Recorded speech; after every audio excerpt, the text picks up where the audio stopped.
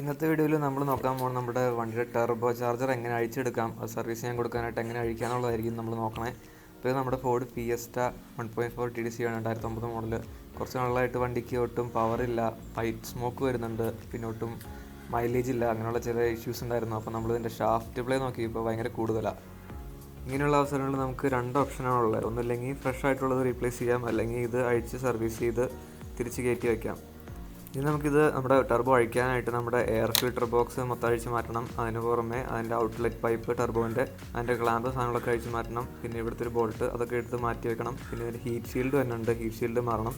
അങ്ങനെ ഇത്രയും സാധനങ്ങൾ മാറ്റിയാലാണ് നമുക്ക് ടെർബോയിലേക്ക് എത്താൻ പറ്റുള്ളൂ. അപ്പോൾ ആദ്യം നമുക്കിതൊക്കെ അഴിച്ച് മാറ്റി വയ്ക്കാം.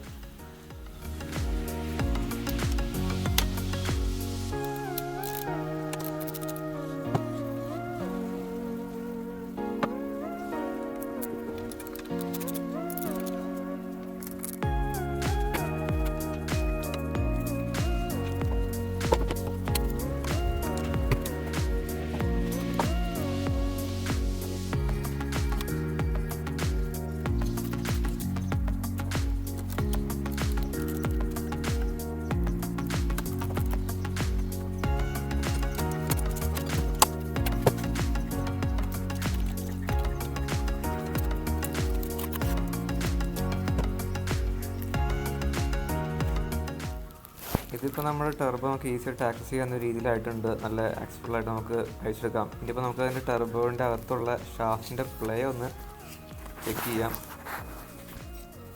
നമ്മുടെ ഇൻഡെക്സ് ഫിംഗർ വെച്ച് ജസ്റ്റ് ഒന്ന് ഇളക്കി നോക്കിയാൽ മതി. ചെറിയൊരു പ്ലേ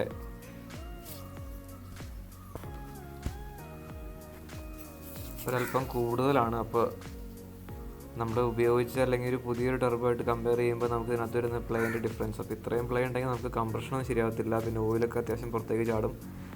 അപ്പോൾ നമ്മൾ ചിലർ ഇതിനകത്ത് ഷാഫ്റ്റ് ഒടിഞ്ഞ പ്ലേ ആയിട്ട് കമ്പയർ ചെയ്ത് നോക്കും. അങ്ങനെ നോക്കരുത്. ഇത് ഇതിൻ്റെ ബെയറിങ് കംപ്ലൈൻ്റ് ആയി പോയിട്ടുള്ള ഒരു പ്ലേ ആണ്. ഷാഫ്റ്റ് ഒടിഞ്ഞ് കഴിഞ്ഞാൽ ഇതിനകത്ത് കിടന്ന് ഇളകും. ഇത് നമുക്ക് ആ ഒരു ഇളക്കം ഇല്ല.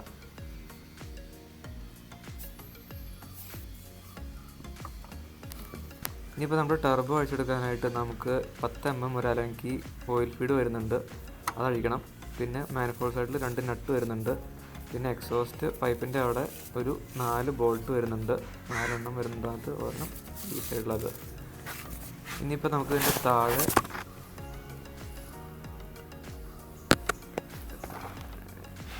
ഈ കാണുന്ന 2 ബോൾട്ടും അഴിച്ചെടുക്കണം. ഇത് ആക്സസ് ചെയ്യാൻ കുറച്ച് പാടാണ്, അപ്പോൾ അത് രണ്ടും കൂടി അഴിക്കണം. പിന്നെ നമുക്ക് ഇതിൻ്റെ ഓയിൽ ഡ്രെയിൻ ചെയ്ത് പോകുന്ന ഈ പൈപ്പ്, ഈ ക്ലാമ്പ് അഴിച്ച് മാറ്റണം. അപ്പോൾ ഇത്രയും സാധനങ്ങൾ അഴിച്ചാലാണ് നമുക്ക് നമ്മുടെ ടെർബോ പുറത്തേക്ക് കിട്ടുകയുള്ളൂ. അപ്പോൾ നമുക്ക് ഓരോന്നായിട്ട് അഴിക്കാം.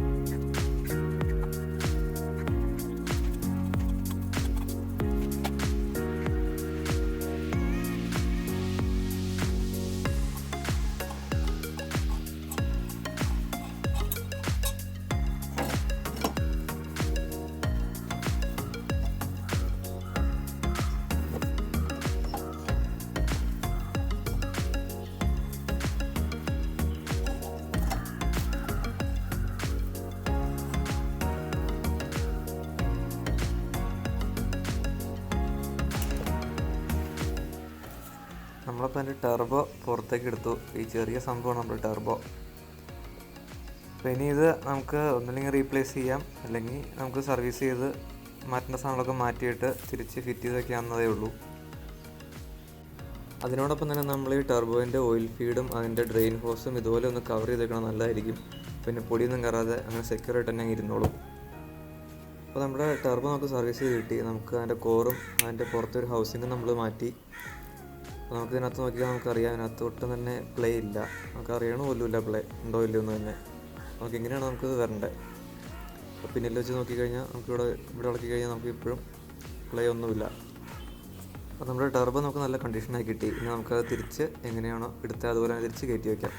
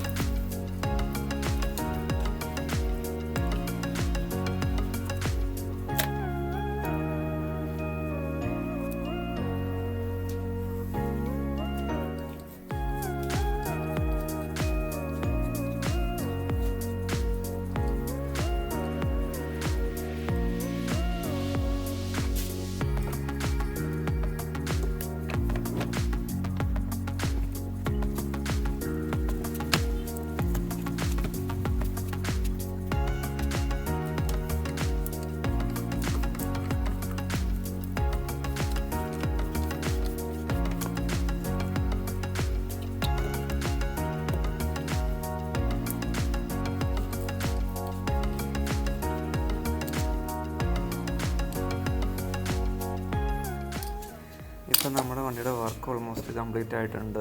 എല്ലാം ഓക്കെ ഉണ്ട്. ഇപ്പം ശ്രദ്ധിക്കേണ്ട ഒരു കാര്യം, നമ്മുടെ വണ്ടിയുടെ എയർ ഫിൽറ്റർ മാറിക്കളയണം, പുതിയത് വെക്കണം. അതുപോലെ തന്നെ എൻജിൻ ഓയിലും പുതിയത് ഒഴിക്കണം. ഇല്ലെങ്കിൽ നമ്മുടെ പുതിയ ടെർബോയ്ക്ക് ഭയങ്കര സ്ട്രെയിൻ ആയിരിക്കും, പിന്നെ കംപ്ലൈൻ്റ് ആവാൻ ചാൻസ് കൂടുതലാണ്. ഈ രണ്ട് കാര്യങ്ങളും മറക്കാതെ ചെയ്യണം, എന്നിട്ട് വേണം നമ്മുടെ വണ്ടി സ്റ്റാർട്ട് ചെയ്യാൻ.